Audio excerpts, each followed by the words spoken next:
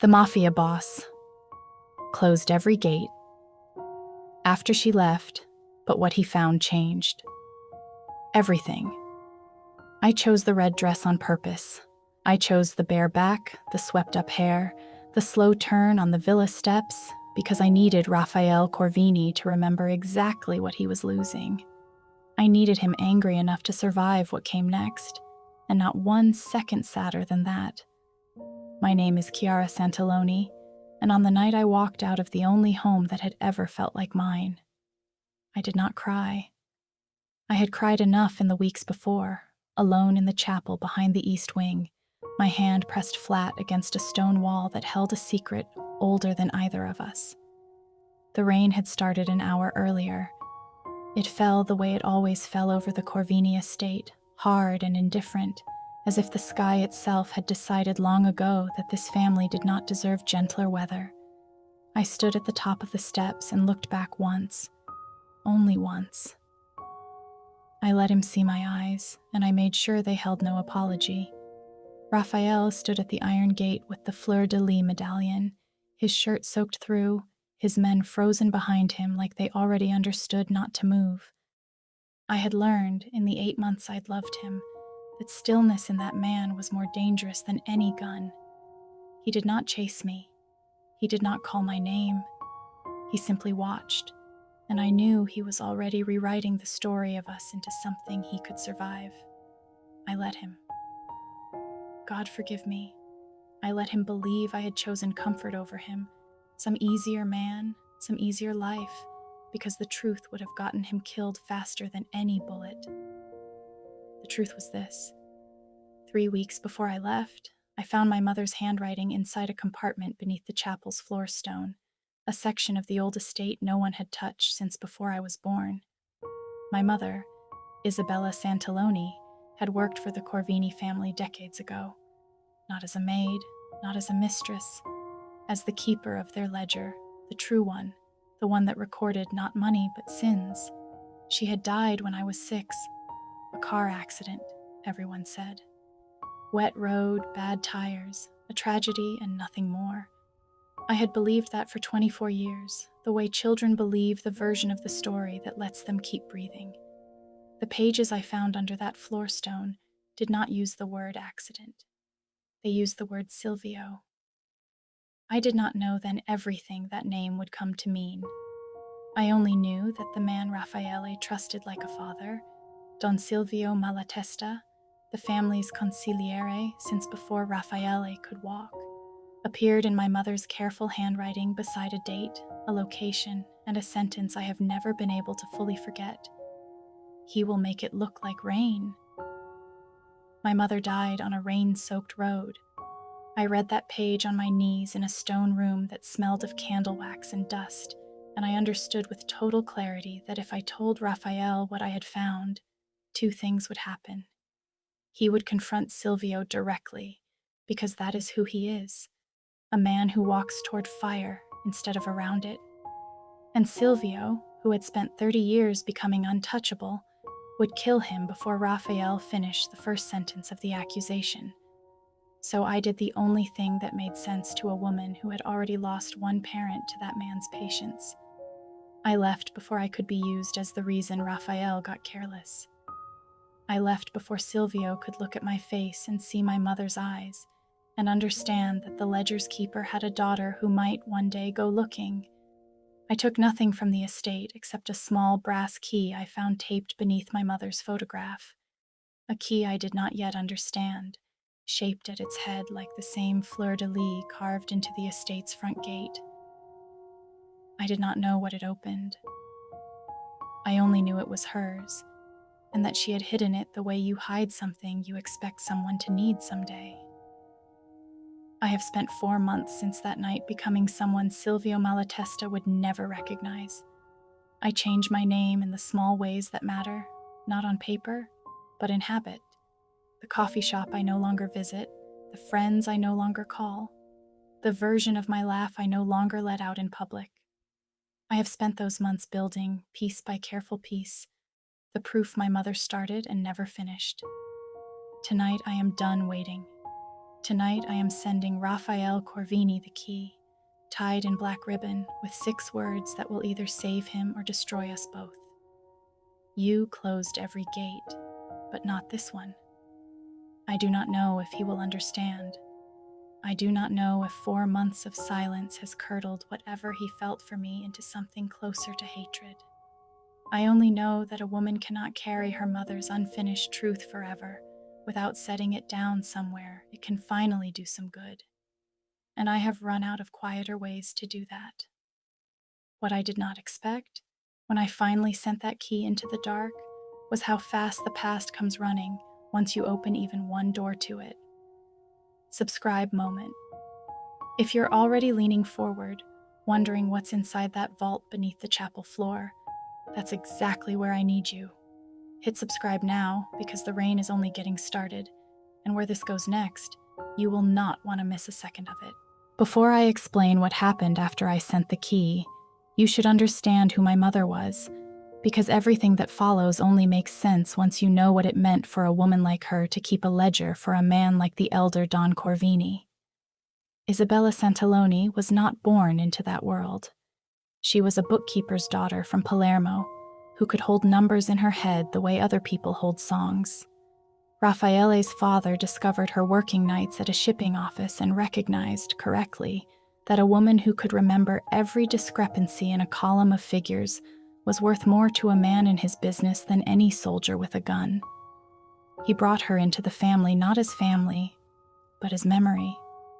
Every debt, every betrayal, every favor owed across 3 decades of Corvini business passed through her hands and into a book that officially did not exist. She kept that ledger for 11 years. She kept it the way some people keep a rosary, out of duty and something close to faith, believing that a written record of wrongdoing was its own kind of justice waiting to happen. And then, 6 weeks before she died, she stopped writing about numbers entirely and started writing about a man she had trusted. I found the surviving pages the way you find anything a careful person hides, by accident, and then not by accident at all. The chapel floor stone had always sat slightly uneven under my shoe when I knelt there to think, in the years I lived on the estate as Raphael's private art restorer, my actual profession, the reason I had first come to the villa, to repair a water-damaged fresco in the east wing that no one else was trusted to touch. I had knelt on that stone 100 times. It took the 101st and a dropped restoration tool that rolled beneath it for me to notice it moved. Underneath was not much. A tin box, rusted at the seams, photographs of a woman who had my jaw and my mother's eyes, and loose pages, water-stained but legible, written in a hand I recognized instantly because I had spent childhood birthday cards trying to copy it. The pages described a shipment of arms meant for the elder Don Corvini's most important buyer, and a version of events that never made it into the official Corvini history, that the shipment had been deliberately sabotaged from within, that lives had been lost because of it, and that Silvio Malatesta, then a rising captain and not yet consigliere, had been the one to arrange the sabotage and let another man take the blame, a man who was executed for a crime that was never his. My mother had documented the truth. And then, according to the final page, she had confronted Silvio about it directly, believing, I think, that her value to the family made her untouchable. She was wrong. 2 weeks later, she was dead on a rain-slicked road, and I was 6 years old, and nobody in that house ever spoke her name again except in the careful, grieving tone adults use when they want a child to stop asking questions. I spent the next 3 weeks after finding the box pretending nothing had changed. I finished the fresco. I let Raphael pull me into his lap by the fire and tell me, half joking, that I was the only person who had ever made him feel like his house could be something other than a fortress. I memorized that feeling on purpose, the way you memorize a room before you know you're about to leave it forever. I could not go to him with what I had. Not yet. Silvio Malatesta had spent 30 years turning himself into the most trusted man in Raffaele's life, the one who taught him to shoot, the one who sat beside his father's coffin and swore vengeance, the one who had, by every appearance, helped raise a boy into the man now running an empire. If I walked in with water-damaged pages and an accusation, Silvio would simply say I was grieving a mother I barely remembered and inventing monsters to explain a car accident. He had 30 years of credibility. I had a tin box and a key I didn't understand. So I did what my mother, for all her carefulness, never managed to do. I started building a case Silvio could not talk his way out of. I found the man Silvio had let die for his sabotage. Or rather, I found his sister, still alive, still living 40 minutes from the estate, still visited twice a year by an anonymous benefactor who paid her rent and never gave a name. I found the buyer whose shipment had been sabotaged, retired now, willing after enough patient conversation to confirm that the official story of that night had never made sense to him either. Piece by piece, over those 3 weeks, I built the frame my mother's photograph had been waiting inside for 24 years. And then, the night before I planned to bring it all to Raphael, Silvio looked at me across the dinner table in a way he never had before. Measuring. Curious. The way a man looks at someone he is beginning to suspect knows something they shouldn't. I understood in that instant that I had run out of time to be careful and clever both. I could stay and risk becoming my mother's second act, or I could leave, disappear the danger my presence created, and finish the work somewhere Silvio couldn't watch me do it. I chose the dress. I chose the gate. I chose to break Raphael's heart on purpose, because a broken heart, unlike a bullet, is something a man can survive long enough to forgive. You need to understand what I was asking Raphael to risk, because the man I fell in love with did not fall easily, and he trusted even less easily than that. Raphael Corvini's father was murdered when Raphael was 19, gunned down outside a restaurant in a rival hit that was never fully explained. In the chaos that followed, 3 men could have stepped into the vacuum his death created. Silvio Malatesta was the one who stepped forward instead to protect a grieving teenager, the one who stood between Raphael and every wolf circling the empire, the one who taught him, patiently and without cruelty, how to become a man who could hold on to what his father built. I watched Raphael talk about Silvio exactly once, late at night, half a glass of wine into a conversation he probably regretted the next morning. He told me Silvio was the only person alive who had never once made him feel like a disappointment. He said it with a kind of quiet gratitude I had never heard him use about anyone else, not even the men who'd bled for him. That gratitude was the wall I had to get through.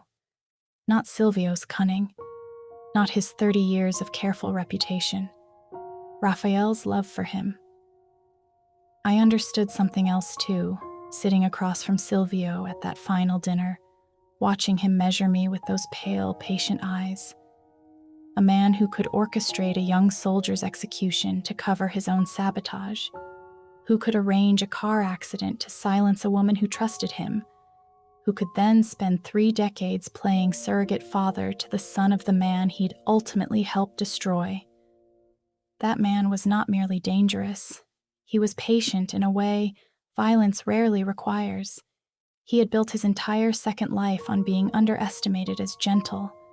I left the estate that night already knowing I would need more than documents to bring him down. I would need Raphael to see it happen in front of him, undeniable, in real time, because a man like Silvio could talk his way around any paper trail given enough hours alone with the person he'd need to convince. The 4 months that followed were the loneliest of my life. I moved twice, worked under a cousin's maiden name doing restoration work in a gallery 2 cities away, and spent every evening cross-referencing shipping manifests from 26 years ago against buyer statements I'd gathered before I left. I built a timeline. I built a case a prosecutor could have used if men like Silvio Malatesta ever answered to prosecutors, which, in his world and mine, they do not. What I needed instead was a moment. A single unguarded moment where Silvio would either confirm the truth aloud or reveal, through the desperate shape of his reaction, that the truth had finally caught up with him. The vault beneath the chapel held the last piece I needed, a set of shipping seals my mother had apparently kept as physical proof, matched to the sabotaged crates, hidden in a compartment the brass key opened. I had never gone back for it. I had been too afraid that returning to the estate even once would put me back in Silvio's line of sight before I was ready. So the key went to Raphael instead of the vault going to me.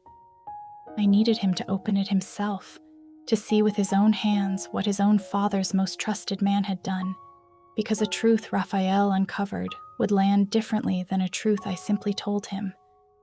A man like Raphael does not fully believe what he's told. He believes what he finds. I mailed the small box on a Tuesday from a city 3 hours from the estate, my hands steadier than I expected them to be, and then I did the hardest thing I have ever done in my adult life. I waited. I do not know, as I write this, whether Raffaele will understand what the key means, or whether he will simply see it as a cruel taunt from a woman who broke his heart and vanished. I do not know if 4 months of silence has hardened him past the point of curiosity.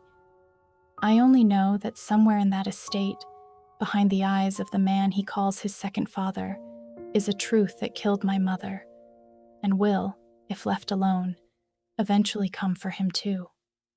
Engagement question. Here is the question I need you sitting with, because I think it says more about you than you'd expect. If the person who raised you into who you are was also the person who destroyed what you loved most, how many years of gratitude would it take before you let yourself see it? I found out Raffaele had opened the vault the way I found out most things that mattered now. Secondhand, careful, 3 steps removed from the source. Matteo Drago, the man everyone in that world called Bone for reasons I never asked about, had been the one person on the estate I trusted enough to leave a way to reach me. Not because I trusted his loyalty to me, because I had watched him, in 8 months of living in that house, be the only man who ever questioned Silvio's version of events out loud, quietly, and only once. His message was 4 words. He found the seals. I sat with my phone in my hands in a gallery storeroom 2 cities away, surrounded by crates of paintings that weren't mine, and a life that wasn't really mine either, and I let myself cry for the first time since the night I left. Not from fear, from something closer to relief, the exhausting kind that only arrives after you've been braced for the worst for so long, you forgot what it felt like to set the weight down. 6 days had passed since I sent the key. 6 days of not knowing whether Raphael had thrown the box into the sea out of spite, or whether Silvio had somehow intercepted it first, or whether the man I loved had simply moved on the way people move on from things that hurt too much to keep carrying. Matteo's second message came an hour later. He wants to know where you are. Silvio has been asking questions about your mother for 3 days. That last sentence turned the relief in my chest cold in an instant. If Silvio was asking questions about Isabella Santaloni, it meant Raphael had already confronted him, at least indirectly, and Silvio's decades of careful patience were beginning to fray. Afraid Silvio was infinitely more dangerous than a comfortable one. A cornered animal does not negotiate. It strikes. I called Matteo instead of texting, my first mistake in 4 months of perfect discipline, because I needed to hear a human voice confirm what I was afraid to read in a screen. He kept it, "Will happen fast," was the first thing Matteo said. No greeting. Straight into it the way men in that life learn to speak, when every second on an open line is a second too many. Raphael hasn't slept since he opened that box. He had the seals authenticated within a day. He knows they're real. He hasn't confronted Silvio yet. He's building his own case, same as you did, because he doesn't trust himself not to kill the man the second he says it out loud. I asked the only question that mattered. Does he believe it's true? Matteo was quiet long enough that I understood the answer before he gave it. He wants it not to be true more than he's ever wanted anything, but he believes it. And Chiara, he's not angry at you anymore. He's angry that you had to carry this alone. I should have felt comforted by that. Instead, I felt the full weight of 4 months of careful distance collapsing at once. Every argument I'd made to myself about protecting him by leaving suddenly sounding thinner than it had in the quiet of my own head. Matteo told me Silvio had begun making calls to old contacts, the kind of calls a man makes when he is quietly checking whether his allies would still stand with him if certain old stories resurfaced. It meant Silvio suspected he was being investigated even if he didn't yet know by whom, exactly, or how much evidence existed. It meant the frame I had spent months building was about to be tested under fire instead of studied at leisure. There is a version of you, Matteo told me before he hung up, that could come back and finish this from a distance again. Feed Raffaele what you know and disappear until it's over. And there's a version of you that comes back and stands next to him while he does it. He deserves to know which version you're choosing. So do I, honestly, because I'm the one who has to keep him alive either way. I did not answer him immediately.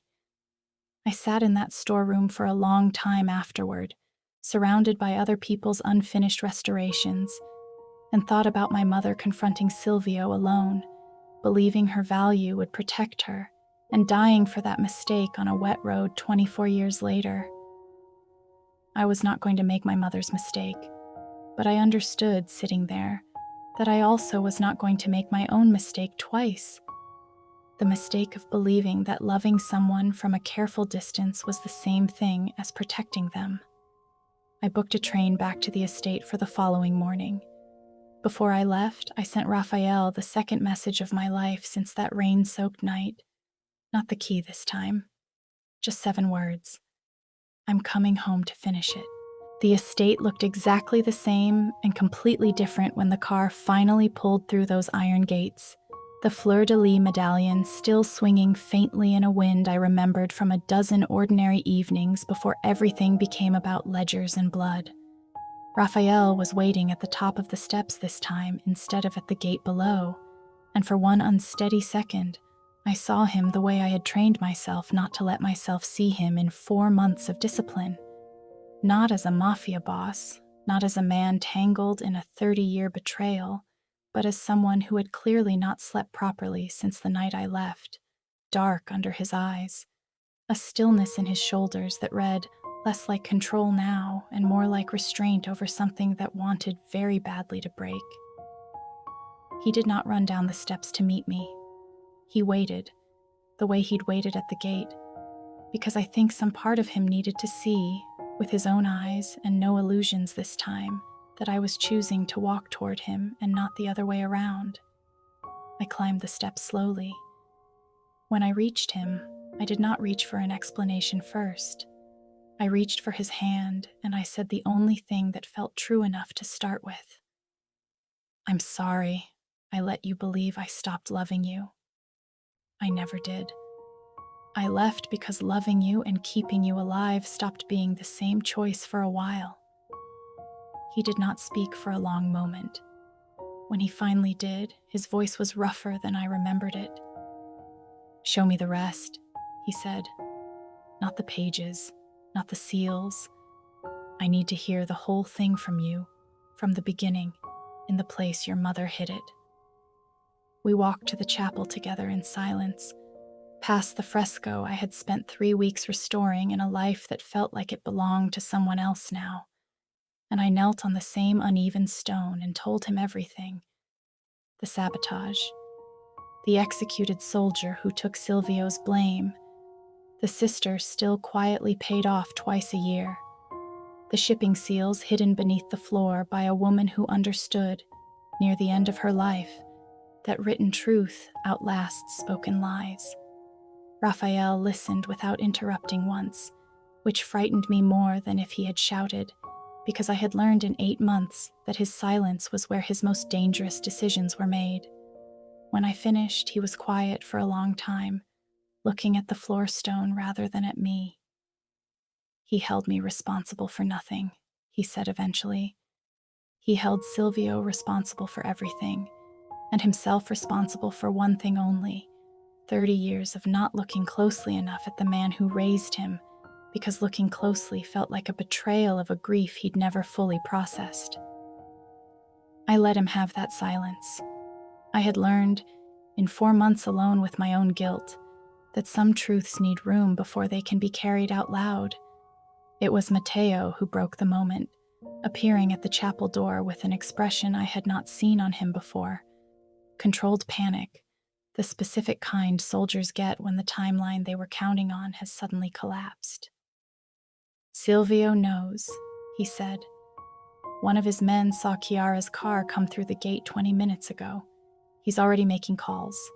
If we're doing this, we do it tonight, on our terms, or he does it his way tomorrow and we lose the advantage of choosing the ground." Raphael stood slowly, and I watched the man I loved fold his grief carefully back into something usable, the way I imagined he'd learned to do at 19, standing over his father's coffin. He looked at me and asked the question I had been dreading since the moment I decided to come back. "Are you willing to say all of it in front of him tonight?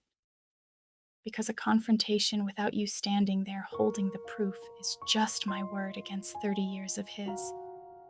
I thought of my mother, 24 years dead on a wet road because she believed her value alone would protect her, confronting Silvio without allies, without a plan, without anyone standing beside her when it mattered. "I am not her," I told Raphael, and I meant it as a promise as much as a fact. "I'm not doing this alone, and neither are you. Let's finish what she started together tonight." He nodded once, and something in his face settled. Not relief exactly, but the particular calm of a man who has just stopped bracing to lose someone. We walked out of the chapel together, and for the first time in 4 months, I did not feel like I was walking toward danger alone. We gathered in the estate's private library an hour later, the room Raffaele's father had once used for exactly this kind of reckoning, and I understood the choice of location was deliberate. Raffaele wanted Silvio to stand in the dead man's study while he answered for what he'd done to him. Silvio arrived exactly on time, which told me more than anything else could have. A guilty man rushing in defensively would have been easier to predict. Silvio walked in calm, composed, a glass of wine already poured for him by habit rather than invitation, and settled into the same leather chair he had probably occupied 1,000 times across 3 decades of quiet counsel. "I understand there's a matter you'd like to discuss," he said, looking at Raphael first and then, deliberately, at me, with an expression that carried no fear at all. Only curiosity, and beneath it, something colder. Raphael did not waste time on preamble. He placed the shipping seals on the desk between them, along with 3 pages of my mother's handwriting, and asked a single question in a voice I had never heard him use before, quiet in a way that was somehow louder than shouting. "Did you kill Isabella Santilloni to keep her quiet about the Verrazzano shipment?" Silvio looked at the pages for a long moment, and then, to my genuine astonishment, he laughed. Not the laugh of a man caught, but something almost fond, almost proud. The laugh of a teacher watching a student finally solve a problem he'd set for them years ago. "You found her," he said, still looking at the pages rather than at either of us. "I always wondered if you would. She was better at hiding things than I gave her credit for, which is, I suppose, a mother's final gift to a daughter, teaching her to be careful even from beyond the grave." He did not deny it. That was the moment I understood we had won something, even if the danger of the room had only just begun, because a man like Silvio Malatesta does not confirm a truth unless he has already decided the confirmation costs him nothing. He explained it the way men like him always explain their worst decisions, as necessity, as the unglamorous machinery that keeps an empire standing while softer men enjoy the peace it buys them. The Verrazano shipment had been sabotaged not out of malice, but out of a calculated bet that failed. A rival family had promised him a captaincy he badly wanted in exchange for a small, deniable act of damage. The bet went wrong. Men died who weren't supposed to. An innocent soldier was fed to the family's fury to protect Silvio's position, because Silvio had, by then, made himself too valuable to Raffaele's father to lose. And Isabella found out, he continued, and for the first time something in his voice thinned, tightened. She confronted me the way honest people always do, expecting the truth to matter more than it does. I offered her money. I offered her silence in exchange for silence.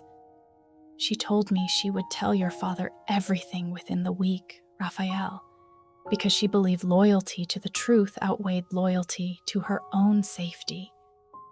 He looked directly at me then. Your mother was the only person in 30 years who ever frightened me, Chiara. Not because she was dangerous, because she was principled, and principled people are the only ones who can't be reasoned with. I felt something in my chest crack open at that. Not sympathy, never that, but a strange, aching recognition of exactly where my own stubbornness had come from. Raphael's hand had gone very still on the desk, and I understood he was fighting the same instinct I'd predicted 4 months ago in that gallery storeroom, the instinct to end this, the fast, final, violent way his world had taught him. I reached over and put my hand over his, not to stop him from acting, but to remind him he wasn't deciding alone. "What do you want?" Raffaele asked Silvio in the same quiet, terrible voice. "After all of it, what do you actually want me to do with you?" Silvio set down his wine glass, and for the first time in 30 years, I watched something like real fear finally cross his face. Not fear of a gun, but fear of the one thing a man like him had never planned for. Being seen exactly as he was, by the one person whose respect he had spent his whole second life quietly earning under false pretenses. Engagement question. Tell me honestly in the comments, if it had been your decision, would you have shown Silvio the mercy Raffaele did, or would you have wanted the ending the old world would have given him? I want to know how many of you would have chosen differently than we did. Silvio's answer, when it finally came, was not an apology. Men like him do not apologize, because apology requires believing you were wrong, rather than simply unlucky in what you were caught doing. "I want you to understand," he said instead, "that everything I did after Isabella died, I did to protect this family. I raised you as my own after your father's murder because I meant it, Raphael. Whatever else is true. The empire you run today exists because I held it together during the years you were too young and too grieving to hold it yourself. You held it together by killing my father's memory of what actually happened to him," Raphael said, and for the first time his composure cracked audibly, the grief of 19 years old bleeding into the voice of the man he'd become. "Did you have anything to do with my father's death too? Or was that one, at least, someone else's doing?" The question hung in the room like a held breath. I watched Silvio's face for the answer before he gave it, and I saw, for one unguarded instant, something that looked almost like relief that Raffaele had finally asked it directly. "No," Silvio said, and something in the flatness of his voice made it, unusually, the most believable thing he'd said all night. "Your father's death was exactly what it appeared to be. A rival hit, nothing more. I would never have let that happen if I could have stopped it. Whatever else you believe about me, believe that. It should have been a small mercy, Instead, it made the rest of his crimes feel heavier somehow. Proof that Silvio was not a man incapable of loyalty, only a man who had decided, once, that his own survival mattered more than one particular truth, and had never found his way back from that decision since. Matteo, who had been standing silent by the door through all of it, finally spoke. What happens now isn't really a question for him to answer, he said quietly, looking at Raphael. It's a question for you. The family will follow whatever you decide, because that's what 30 years of watching you become worthy of this position bought you. But you need to decide it as the boss, not as the boy he raised. I watched Raphael absorb that, watched him separate visibly, the grief of the 19-year-old who'd needed a father figure from the responsibility of the man who now had to answer for what justice meant inside a world that didn't recognize courts. There will be no violence tonight, Raphael said finally, and I heard Silvio exhale, very slightly, before Raffaele continued. Not because you don't deserve it, because Isabella Santiloni believed in truth over silence, and killing you quietly in this room would only prove her right about what kind of family we still are. He turned to Matteo. Silvio steps down from consigliere tonight, publicly, framed as retirement, no explanation beyond age and exhaustion. Every asset, every account tied to his position reverts to the family. He does not leave this estate a free man tied to nothing. He leaves it a man with nothing left to protect him, dependent entirely on the mercy of a family whose father he helped bury without ever pulling the trigger himself. He looked back at Silvio. And you will spend whatever years you have left knowing that the daughter of the woman you had murdered stood in this room and chose to let you live, because she is a better person than either of us, and I intend to spend the rest of my life trying to deserve standing beside her. I had not expected, walking into that library, to be the one who decided Silvio's fate by proxy, my mercy invoked as the reason a dangerous man kept breathing. But sitting there, hands still resting over Raphael's, I understood he was right about one thing at least. My mother had died refusing to trade her principles for her safety.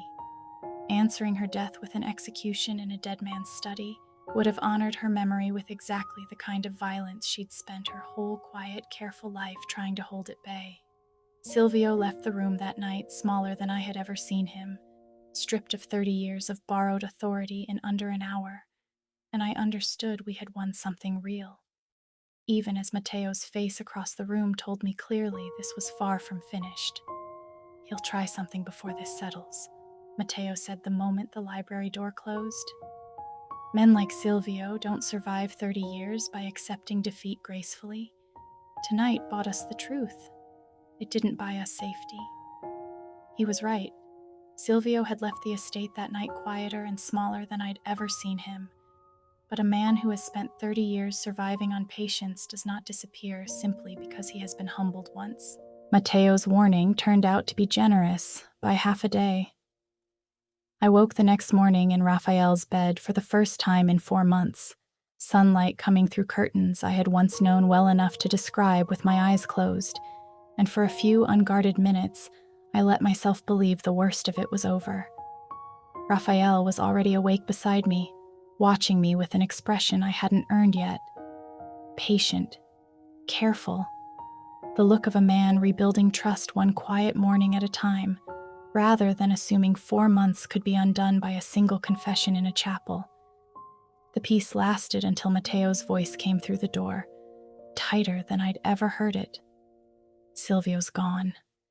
Cleared out his private accounts before dawn, and 2 of the men loyal to him are gone with him. He's not running, Raphael. He's regrouping. I felt the morning collapse around us in an instant. Raphael was on his feet before Matteo finished the sentence, already the version of himself I'd first fallen for on the estate's terrace 8 months earlier. Decisive, controlled, dangerous in the specific way that made men twice his size take a half step back without deciding to. He'll go to the Draveno family, Raffaele said, already moving toward the closet, already becoming someone who thought 3 moves ahead instinctively. They've wanted a foothold in our territory for years and never had the leverage. Silvio just handed them 30 years of insider knowledge and a personal grudge. If he's smart, he's already telling them I'm distracted, weakened, running my house on a woman's testimony instead of loyalty. I did not flinch at the phrase, though I noted it, filed it away as the kind of thing men in his world would say about me from now on, regardless of how this ended. Then, let them underestimate both of us, I said instead. It's the only advantage we haven't spent yet. What followed was not the slow, careful work of building a case over months, the kind of patient discipline I had spent 4 lonely months learning. It was fast, immediate, the kind of decision-making I had only ever watched Raffaele do from a careful distance before, and this time I stood beside him through every hour of it.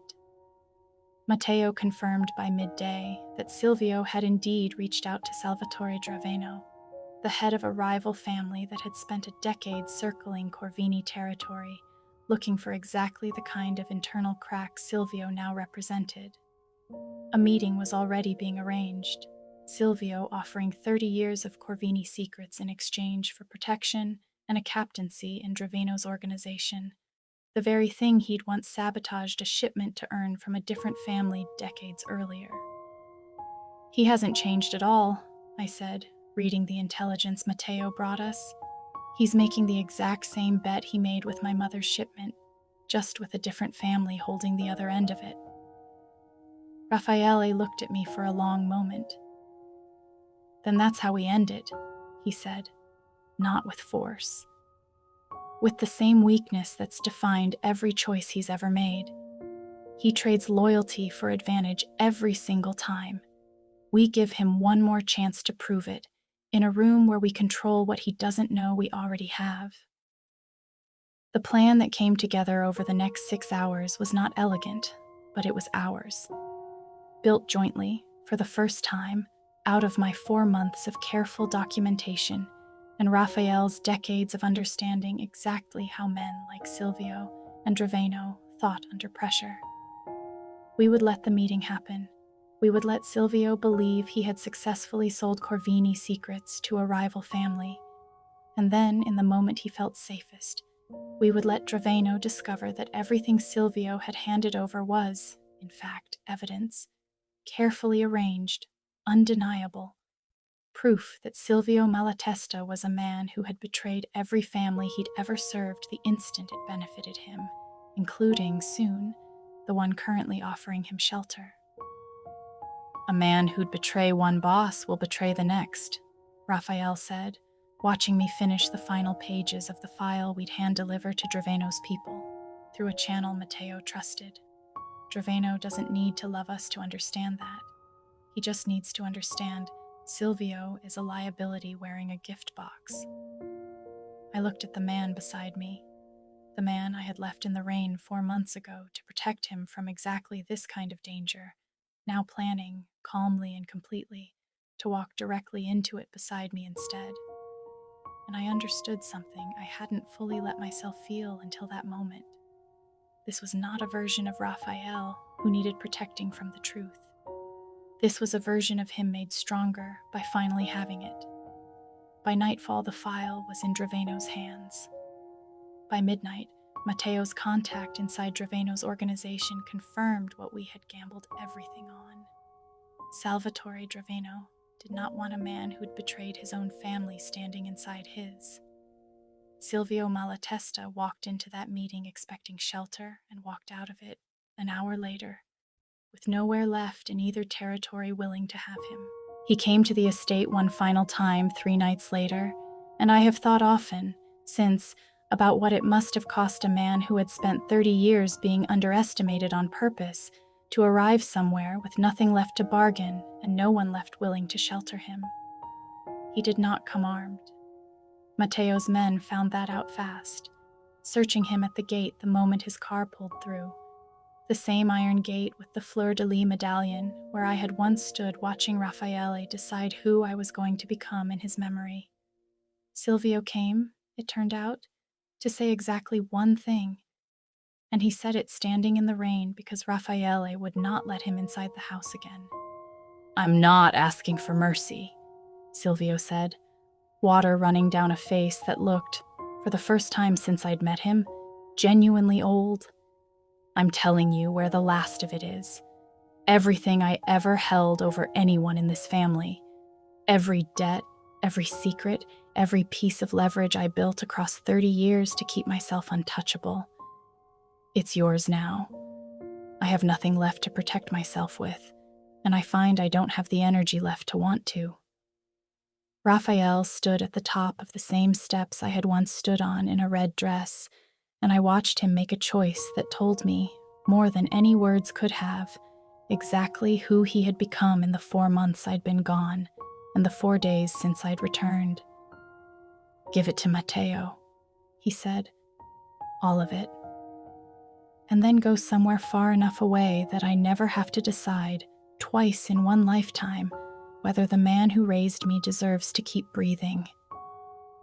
Silvio left that night on foot through the rain, past the gate, into a darkness that swallowed him the way it had once swallowed my taillights, and none of us, not Raphael, not Matteo, not I, ever saw him again. Word reached us months later, secondhand and unconfirmed, that he had resettled somewhere along the coast under a name that wasn't his, an old man with no family, no power, and, I imagine, considerably more time than he wanted to sit alone with what he'd done. It was not the ending my mother's death demanded by the old rules of that world. It was, I have come to believe, a better one. The kind of ending that proves a family can hold someone fully accountable without becoming, in the process, exactly the thing it's punishing. Raphael found me in the chapel 2 nights after Silvio left, kneeling once more on the uneven floor stone where this had all begun, and I looked up to find him holding something I hadn't seen since the night I mailed it to him in a small, unmarked box. The silver key, the one shaped at its head like the fleur-de-lis on the gate, threaded now onto a chain. "You told me once this was never meant for the iron," he said, kneeling down beside me on the stone. "I've spent 4 months trying to figure out what it was actually meant for." "I know exactly what my mother meant it for now," I told him, closing my hand over his around the key. "She spent her whole life keeping this family's secrets, so someone, someday, could finally set them down. I think she'd be glad it was her daughter who got to finish it. And I think she'd be gladder still that I didn't have to finish it alone."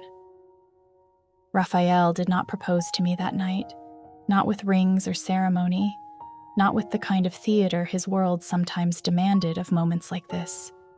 He simply took the chain from around his own neck and placed it around mine instead, the small silver key resting against my collarbone where the fleur-de-lis medallion on the estate gate had once watched me walk away from him in the rain. "Every gate on this estate has a key now," he said. "I want you to be the one who decides which ones stay open." I have thought, in the months since, about the woman who stood at the top of those steps in a red dress, choosing anger over grief because she believed it was the only gift she could safely give the man she loved. That woman is still part of me, but she is not the whole of me anymore, and I do not think she has to carry the weight of that night alone in my memory forever. The gates of the Corvini estate stand open now, most days, the fleur-de-lis medallion swinging gently in weather that no longer feels like a threat. My mother's ledger sits, finally, in a place of honor rather than a hiding place beneath a chapel floor. Not evidence anymore, but proof of exactly what she always believed. That truth, however long it takes, eventually finds its way home. And I am home too. Not the woman who fled a gate in the rain, and not quite the woman who returned to it 4 months later carrying proof and fear in equal measure. Something steadier than both. A woman standing beside the man she loves, gate open, key around her neck, with nothing left between them that the dark can use. Engagement question. Before you go, If this story kept you up later than you meant to stay, tell me one thing in the comments. Was Raphael right to spare Silvio, or would you have closed that last gate for good? I read every single answer, and this one I'm genuinely curious about. Thank you for staying with Chiara and Raffaele all the way to the last open gate. If this story pulled you in the way I hoped it would, the kindest thing you can do is hit subscribe and turn on notifications, because there is always another dark, dangerous, unforgettable love story waiting behind the next one. Drop a comment and let me know which act hit you hardest. I read every single one, and they genuinely shape what I bring you next. Until then, stay close to the darkness. It's where the best stories live.